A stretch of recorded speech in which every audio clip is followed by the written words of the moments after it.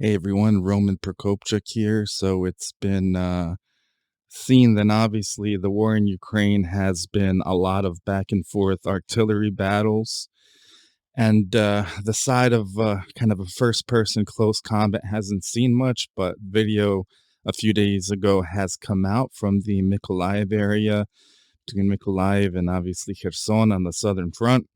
You have a Humvee with a 50 cal along with anti-tank handheld weapons.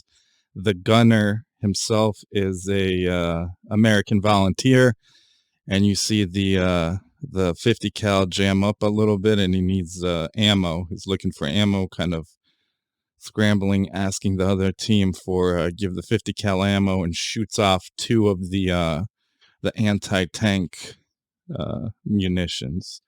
So I think one of the reasons for the success of the counteroffensives in Kharkiv and Kherson is the lightning speed in which they were conducted. So I feel like a lot of armored carriers have been donated to Ukraine from different countries. So this is actually a Humvee. You've seen probably the Australian Bushmasters also uh, coming into play. And I feel like one of the reasons is you have this vehicle, the mobility and the ability to make up ground quickly. And obviously, you have the 50 cal to work with, and then the anti-tank mobile options you take along for the ride that you can obviously combat tanks and other things in terms of other armored carriers and anything else you run into. So you see the speed in which Ukraine has been moving in the last few days, 20 to 30 kilometers a day, sometimes even more. One reason, like I said, is the fleet of armored carriers they've been given. So they've implemented them and used them to their best abilities.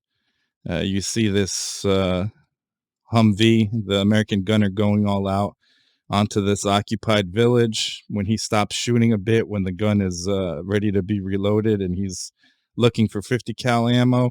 You see shots going around him. He's got a duck at one point at the second shot in terms of the anti-tank munition. So it's war is war. This is kind of like the first glimpse of the first person view. That's an extended view of what's actually going on in Ukraine, especially the southern front. There has been really much seen. Obviously, there's been images of liberating settlements, taking pictures in front of the town signs, putting up flags, but this, close combat battle hasn't been seen in a while in terms of the front. So it's really interesting and obviously shows the strategic direction Ukraine's taken, and whatever they need and whatever they have to use, they use it.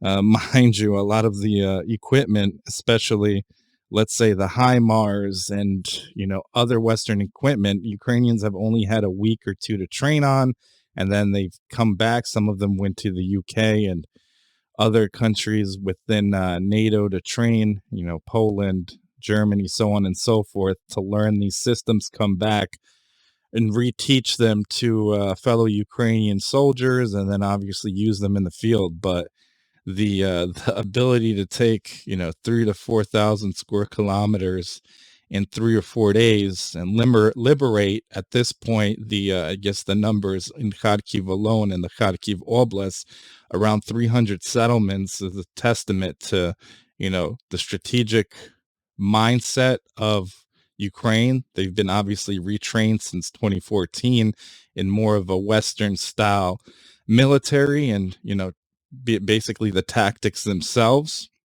If you've seen, obviously, a lot of videos about the counteroffensive in Kharkiv as well, but I feel like one reason that hasn't really been talked about, like I said, is the utilization of armored carriers and the speed in which their ability to cover ground. So you have obviously the 50 cal, and you bring along all those anti-tank handheld rocket systems to handle anything you kind of encounter, then you have basically an ability to take out tanks with a lighter vehicle. Obviously, you're susceptible to larger arms, but I thought it was really interesting to share, especially kind of in the heat of the battle. So I appreciate everyone listening, viewing, subscribing. Slava Ukraini, Heroyam Slava, Slava Nazi, God bless.